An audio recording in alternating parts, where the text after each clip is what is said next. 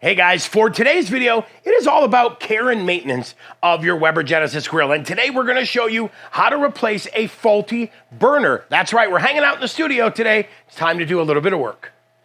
For today's demonstration purposes, I'm going to be using my Weber Genesis SAE 330 because it utilizes the same burner as my Genesis 2 grills as well. Now, what causes these burners to go bad can really vary by region, if you will, because think about this. Maybe yours is affected by salt water if you live in a coastal environment, or maybe you live in an area where it is dirty and dusty and they get clogged up with dirt and dust, or maybe you live in an area with high humidity. Whatever the cause, what's going to happen when your burner starts to go bad is you're going to have problems getting it to ignite fully.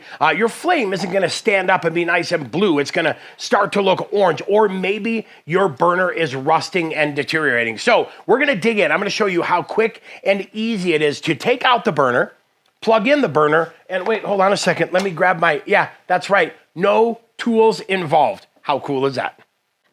Now, before you go ahead and replace that burner, depending on which Weber model you have and when you bought it, don't forget to check out that Weber warranty because that burner may just well be covered under warranty.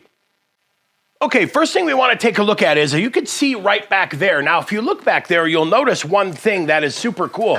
There are no screws back there. There is nothing back there except for a groove, and all we have to do is lift this burner up, tilt it to the side, and look at that. The burner comes right out, and now it is free in the back. So now we'll show you what you need to do in the front to take the front apart. Now that we have the main burner tube released, we need to release the igniter, which is down there. So basically all I do is, let me just show you real quick, lift up on it, pop it up carefully, just like so.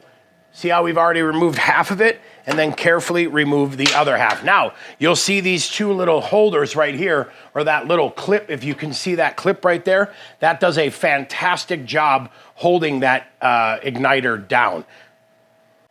Okay, the reinstallation process is the same, right? We've got our new burner here, and as you can see right there, we have our igniter, ceramic igniter piece. Now, you'll see two little bumps on there. Those two little bumps correspond with these two little holes on here, and that is gonna help hold everything together. So, what we'll do real quick is slide this down in there, like so, and you'll just snap it.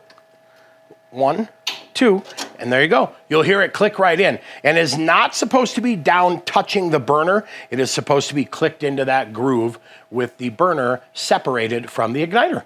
All right, let's go ahead and reconnect this because we want to make sure we get it put back together. Now, first step is we're going to go into the opening here and connect it to the valve, right? We want to actually make that gas connection. So we've got that set now. Basically turn it down into that groove. And just like that, we are locked into place. Super, super easy, right? Now, let's give it a test fire because we want to make sure that it burns properly after we've reinstalled it. Okay, now that we have everything replaced, like I said, it is time to give it a test because we want to make sure that we install the igniter properly. We also want to make sure that that burner flows smoothly and everything is working as intended. So we'll turn our gas on first. We'll hit the igniter. And look at that, there you go. We've got flame. Now, I'm letting it go. I'm gonna let it burn just to make sure it gets anything that was in there during manufacturing off. But I'll tell you what, beautiful, strong flame. I am very happy with that. There you have it. Super simple, super easy. That's how you replace your burner. All right, now we shut the flame off, we shut the tank off, time to put the grill back together. So we'll go ahead and add that flavorizer bar back in there, and then we will go ahead and add our grill grate as well. But hey, I'll tell you what, while you have this grill apart, perfect time to walk through it and see if it maybe needs a deep clean. I don't know, call me crazy, but that was super, super easy. And now my grill is running at its peak like it should be. Now, I've got another great video coming up for you, so be sure to stay tuned for that because coming up, we've got our how to deep clean the Weber Genesis grill because, you know, while you're taking it apart to replace that burner, might as well give it a deep clean.